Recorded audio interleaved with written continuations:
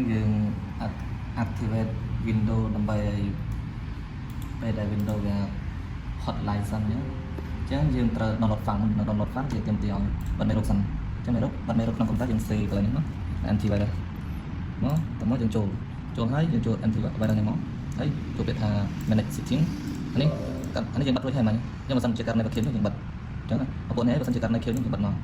tapi dừng bậtให้มันdừng downloadฟังมองนี่ฟังcrack office ពី19ចឹងយើង download វាសិនណាបន្ទាប់ពីយើង download រួចហើយយើងចូលទៅ extract វាចឹងយើងទុកនៅកន្លែងណាហើយយើង download save យើងទុកនៅ desktop មក save ទុកមកយើងទៅនៅ desktop នេះចឹងអានេះយើងប្រាប់តាមបានហើយយើង extract វាចុចឲ្យឃើញចេះមកហើយយើងដាក់ extract here ទៅមកឃើញនេះវាធ្លាក់មកយើងបាន file ហើយចឹងយើង extract វាមក extract here នេះ file នេះនៅកន្លែងនេះយើងចូលមកនេះចូលមកអូខេប៉ុន្តែត្រូវច្បាស់ថាយើងបិទមេរុករួចហើយទៅយើងអាចបាន file នេះ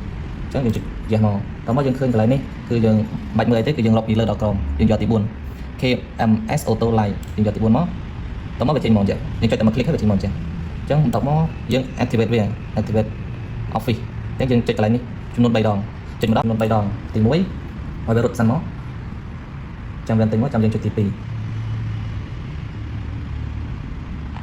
នេះចុចទី2មក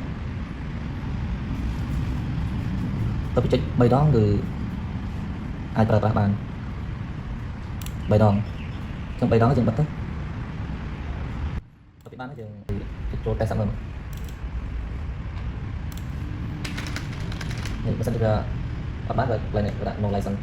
នេះបានចឹង save ចឹងអីក៏បាន